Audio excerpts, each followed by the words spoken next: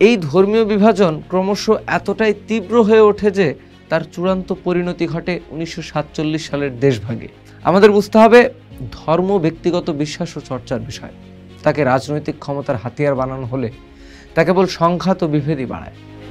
আমরা প্রায়শই দেখি বা শুনি ধর্ম কিভাবে রাজনীতির মাঠে উত্তাপ ছড়ায়, বিশেষ করে আমাদের এই ভারতীয় উপমহাদেশে।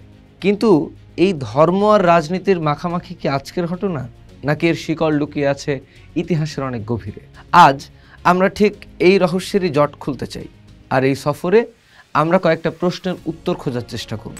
প্রথমত, ধর্ম আর ক্ষমতা, এই দুটো জিনিস আমাদের এই অঞ্চলে কত হাজার বছর ধরে একসাথে পথ চলছে। ব্রিটিশরা আসার আগে এই সম্পর্কটা ঠিক কেমন ছিল? সেটা কি আজকের মতো ছিল নাকি অন্যরকম ছিল? দ্বিতীয়ত, কে বা কারা সুকৌশলে ধর্মের তাস খেলে আমাদের মধ্যে বিভেদের প্রাচীর তুলেছিল? কিভাবে সেই খেলাটা শুরু হলো? এবং সবশেষে, দেশভাগের পর থেকে আজ পর্যন্ত ভারত, পাকিস্তান, বাংলাদেশ সর্বত্রই কেন ধর্মকে ঘিরে এত উত্তেজনা? আজকের দিনে এই ধর্মীয় রাজনীতির চেহারাটা ঠিক কেমন? এর চ্যালেঞ্জগুলো কি কি? আর এটা আমাদের সবাইকে কোথায় নিয়ে যাচ্ছে? ভারতীয় উপমহাদেশের ইতিহাস ও সমাজ জীবনের পরতে পরতে ধর্ম এমনভাবে জড়িয়ে আছে যে তাকে রাজনীতি থেকে পুরোপুরি বিচ্ছিন্ন করে দেখা প্রায় অসম্ভব। ধর্ম এখানে কেবল ব্যক্তিগত বিশ্বাস বা আধ্যাত্মিকতার বিষয় নয়, বরং সামাজিক পরিচিতি, গোষ্ঠীগত সংহতি এবং ক্ষমতার লড়াইয়ের এক শক্তিশালী হাতিয়ারও বটে। যদি আমরা ইতিহাসের দিকে তাকাই, দেখব প্রাচীনকাল থেকেই এই উপমহাদেশে ধর্ম ও শাসন ব্যবস্থা অঙ্গাঙ্গিভাবে জড়িত ছিল। বিভিন্ন রাজবংশের উত্থান পতনে ধর্মের ভূমিকা ছিল অপরিসীম।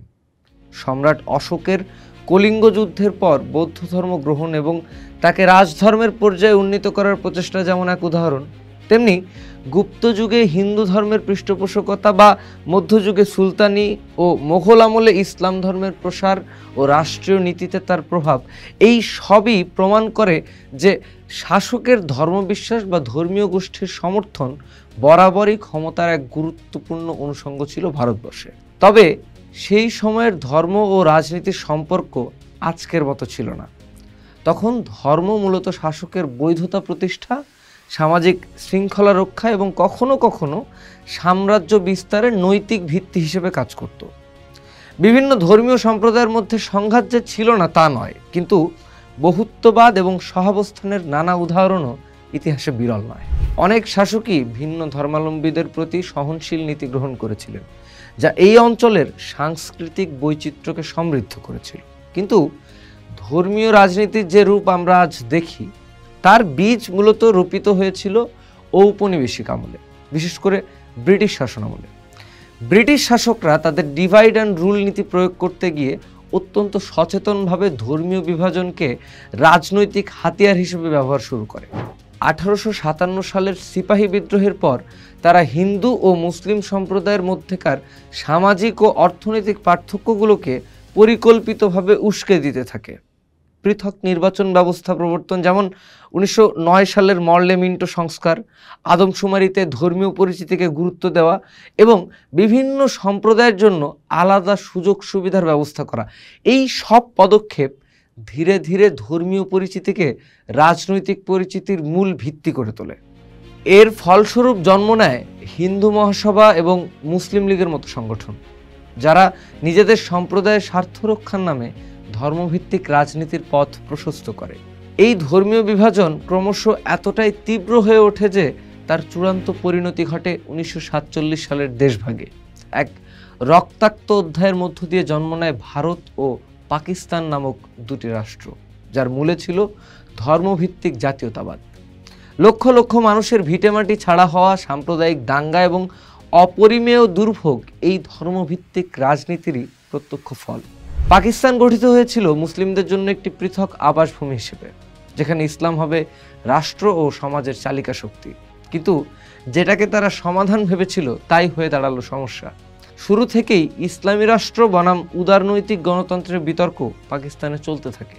সেখানে সেনা শাসন এবং বিভিন্ন রাজনৈতিক দলের ক্ষমতার লড়াইয়ে ইসলামকে বারবার ব্যবহার করা হয়েছে।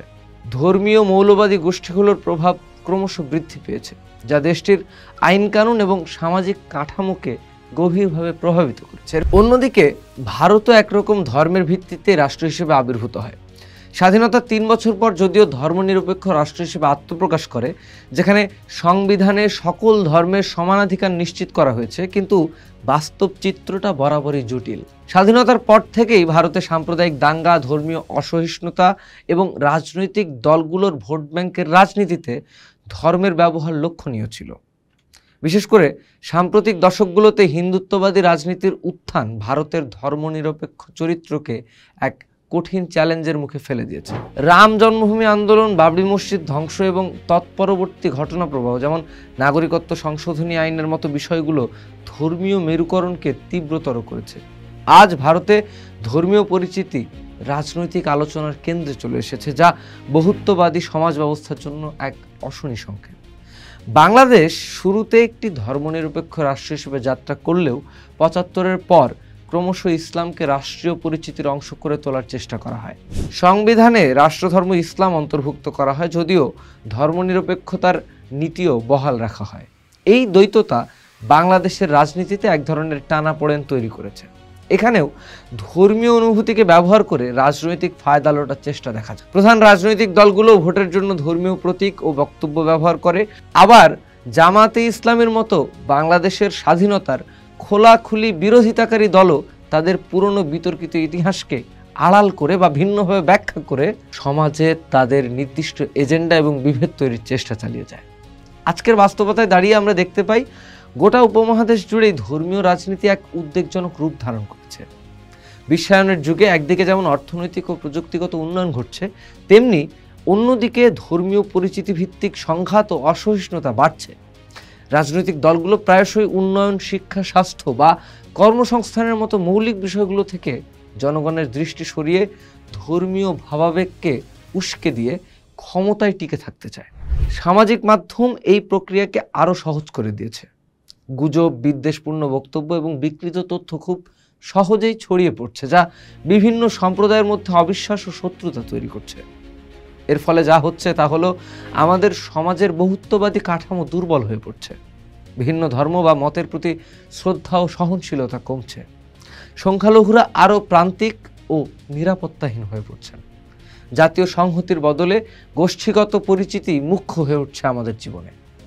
এই ধর্মীয় রাজনীতির দীর্ঘ ছায়া আমাদের ভবিষ্যৎ প্রজন্মের জন্য এক সুস্থ, স্বাভাবিক ও প্রগতিশীল সমাজ নির্মাণের পথে বিরাট অন্তরায় সৃষ্টি করছে। এই পরিস্থিতি থেকে উত্তরণের পথ সহজ নয়।